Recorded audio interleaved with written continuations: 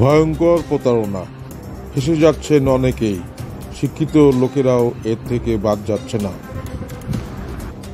আসুন শুনি কি সেই প্রতারণার ফাঁদ। নুরুল বলছিল তুমি কি যেন সমস্যায় পড়েছ। হ্যাঁ ভাই, এক বিশাল প্রতারণার ফাঁদে পড়েছিলাম। বেশ কিছুদিন আগে এক অপরিচিত ভদ্র মহিলার সাথে আমার ফেসবুকে পরিচয় হয়। উনি থাকেন দক্ষিণ আফ্রিকায়, ছোটোখাটো ব্যবসা করেন। আমার সাথে ভালোই কথাবার্তা হচ্ছিল, টেক্সট, ভয়েস কল, অনেক কিছুই তার সাথে শেয়ার করতাম। ভালোই বন্ধুত্বপূর্ণ সম্পর্ক গড়ে উঠেছিল। আমি ব্যবসা করি জেনে সে আমাকে জানালো যে তার এক ব্যবসায়িক পার্টনার আছে, নাইজেরিয়ায় থাকে। সে বিভিন্ন জায়গায় তার বিভিন্ন মালামাল রপ্তানি করে, ভালো প্রফিট করে সে। আমার মোবাইল নম্বর তাকে দেওয়ার সম্মতি চাইল। আমি বললাম ঠিক আছে।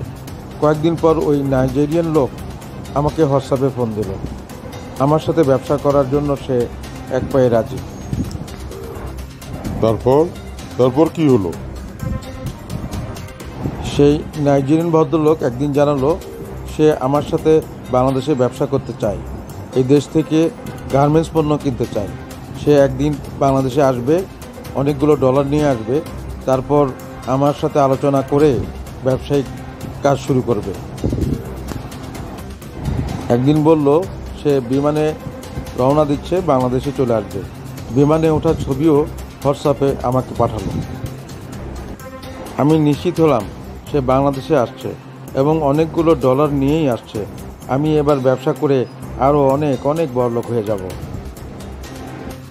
এর প্রায় 12 ঘন্টা পর সে আমাকে জানালো সে চট্টগ্রাম এয়ারপোর্টে এসে পৌঁছেছে, কিন্তু এয়ারপোর্টের লোকজন তাকে তার ব্যাগে ডলার দেখে আটকায় রেখেছে। তারা এই ডলারগুলো জব্দ করবে এবং তাকেও নাকি গ্রেপ্তার করবে।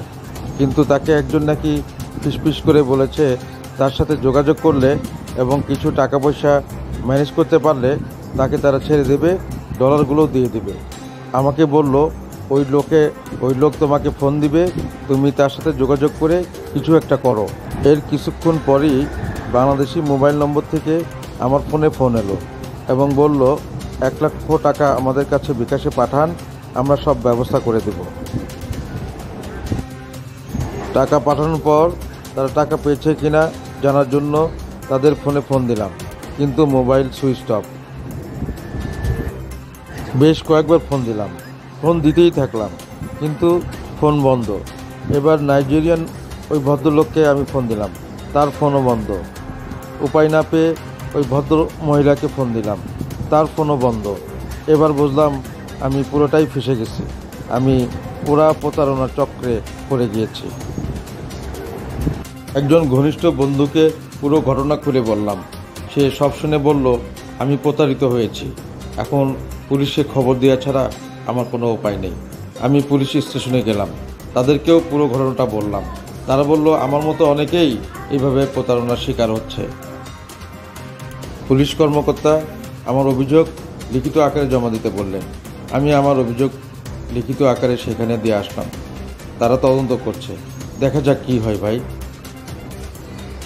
হ্যাঁ, এটা তো এক ভয়ঙ্কর প্রতারণা। তোমার মতো শিক্ষিত লোকেরাও এরকম প্রতারণার শিকার হচ্ছে। তাহলে তো তোমার আমার সকলের পরিচিত লোকদের এই প্রতারণার কাহিনী শোনাতে হবে, যাতে করে তারা এইভাবে প্রতারণার শিকার না হয়।